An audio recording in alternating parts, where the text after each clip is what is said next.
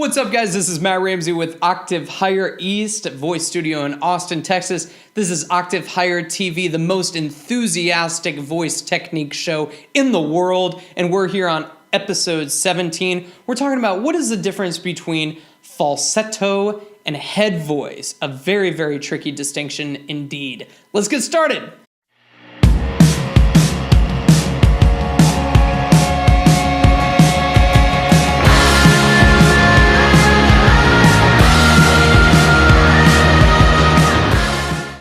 Well, guys, first I want to give a shout out to Craig. I have a fantastic student named Craig, and Craig is an actor and a director and a producer and all these things. And he's like, dude, you really need to change your video setup. So I'm sorry, bro, I haven't gotten to it this week, but I'm looking forward to making that change soon. So to the rest of you, hopefully things will start looking a little bit more interesting here on Octave Higher TV soon. But let's talk about a question that Craig asked today. He was asking, what is the difference between falsetto and head voice? Now, this is a really, really kind of tricky distinction to make, as I said earlier.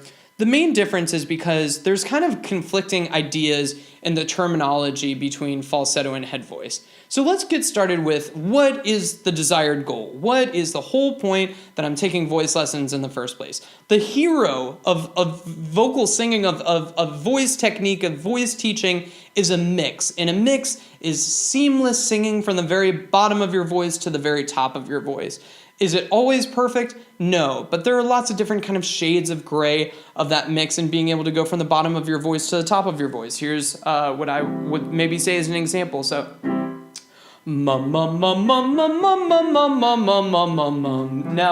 I never disconnected, I never broke, I never, you didn't hear any really weightiness or any heaviness. I wasn't going too light on the very, very top. So that is what I would call a mix. It's kind of like that seamless singing from the beginning to the top. Now, what happens with a whole lot of singers, as they start to go up in their voice, they meet our villain today, which is falsetto. So as they get about, maybe for males, about to this E4 right here, they go,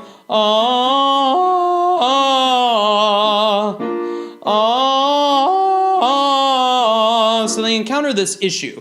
And this issue is what we call falsetto. And I'm sure you have already heard that term. That term in the context of what I teach, the Institute for Vocal Advancement Technique, basically means that the vocal folds aren't maybe closing as much as we want them to be. And so there's a little bit more air coming through the vocal folds than we want there to be. They're not resisting the air as well as we can. So it's really important to kind of like know your enemy here. Now, I'm going to go ahead and take a look at some charts with everybody. And first, I want to give a disclaimer that just because you know how to take apart cars doesn't mean that you're a fantastic driver. In the same way, if you're a singer and you're watching this, just because you know so much about the voice doesn't necessarily mean that you know how to sing well. Or on the opposite hand, maybe you sing really well, but you have no idea what's going on inside your voice. Don't sweat it if you're not familiar with some of these terms, but we're going to talk about them real quick. So let's talk about falsetto. First, let's take a look at the vocal folds.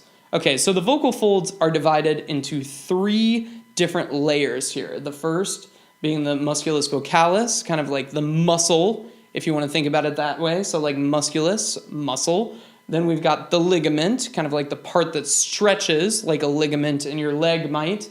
And then we have the mucosa, and think mucus, just like in your nose, okay? So this is a really, really oversimplification of what's happening in your vocal fold. But if you can imagine that there's that vocal fold on the left, but there's another one, mirror image on the right-hand side, and they touch right in that very, very middle part where kind of like the mucosa is. That's exactly where they would touch. Now, as you're singing, and hopefully in kind of like a seamless fashion, ideally, you're going to have a really, really nice kind of square connection between the vocal folds.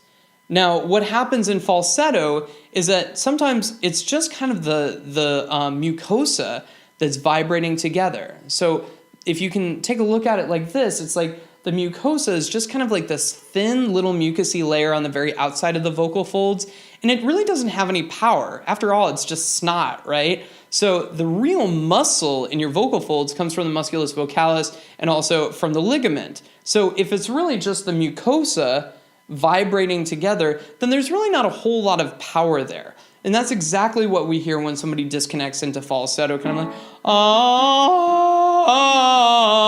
You just hear that kind of like hollowness of sound. Now, the vocal folds are stretched out where we want them to be in order to hit that note. If you were watching last week's episode, we were talking about how you create pitch by thickening and stretching the vocal folds. So the stretch is there, the tension is there. However, because it's just kind of that thin layer of mucus that's vibrating together, it's really just kind of giving me the semblance of having that note or that pitch. Whereas really, I mean, it's just kind of like a hollow sound, which is where you kind of hear all that air from. All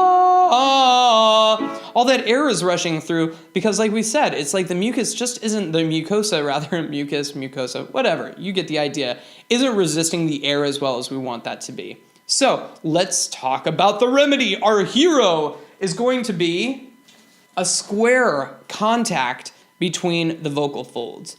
If you take a look at this chart, on the left-hand side, you'll see pretty close to, what we just did. Don't worry about the TA or the TAs. Don't worry too much about that. The thing that actually means, that's a thyroarytenoid muscle, which is basically the same as the vocalis muscle that we saw in the last chart. Anyway, don't get bogged down in the terminology. More than anything, just take a look at the shape. On the left-hand side, you'll see a shape very similar to the one that we just saw. Okay, so that shape, if you could imagine a mirror image on the left-hand side of that left-hand shape, you could see that maybe they wouldn't be touching very much. However, if you came up with a mirror image for the image on the right-hand side, you see how square that is? That square contact on the right-hand side ideally would be meaning a square contact on the left-hand side of the vocal fold. So, what does this mean? That means you've got more muscular contact. It's not just the mucus vibrating together at the very, very, very tippity top of the vocal folds there. It's really more like the whole muscle. Another way to think about it, Spencer Welch gives this fantastic analogy to a door. So pretend you've got a door and you're going to take a run at this door because you need to get into the next room. Now, if that door is made of just paper and you take a run at it, then you're just going to plow right through it. On the other hand, if it's a reinforced door and you've got double locks and stuff like that, you can take a run at it and you are just going to bang yourself against that door time and time again.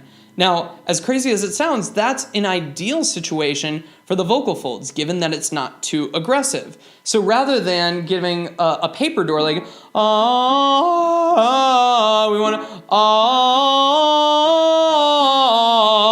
to, make sense? So that's more of a square contact of the vocal folds there. How do we fix this? Okay. This is a tricky part because everybody kind of goes to falsetto sometimes for a different reason. One of the possible reasons is you're going too heavy on the bottom and all of a sudden your vocal folds can't take it anymore, so they just say, we give up, we're not going to work so hard, and they just drop everything and let that mucosa vibrate like, you're just going so hard and so heavy that they're like, we give up. You've hit this high note, there's a lot of tension on the vocal folds, and they just can't keep that square contact anymore, so they just go to this real quick. Another reason that some people go to falsetto or disconnect to a falsetto is, maybe they're going just like a little bit too light in the first place. And then you hear that little bit of a break coming on the backside. So it really just kind of depends. The thing that I think that we can all probably agree on is that ultimately we want the vocal folds to resist that air a little bit better. So in general, whether or not you're coming at it like this and then it just disconnects to this, or whether you're already kind of coming at it from kind of a thin place anyway, overall, you really want to work on that ability to resist the air a little bit better. Things that can work really well for this, I think of unfinished sounds like the bratty sound. That bratty sound is going to help the vocal folds close a little bit better. That vocal fold closure is going to help them resist air a little bit better. The other thing that I think of is a cry. The cry is that kind of like, whiny sound. But again, that's the vocal folds closing in the way that we want them to. The cry you tend to work on with somebody who maybe has a really high larynx and is having a little bit of trouble getting up to those top notes unless they have a little bit more of that vocal fold closure. So let's say, for instance, I'm dealing with a person who's just really, really, really heavy. They're just everything. They're just pulling everything up. So if I gave them no, no, no, no, no, no, no, no, no, they're not able to get up to that top note. So let's say that we use a bratty sound with them.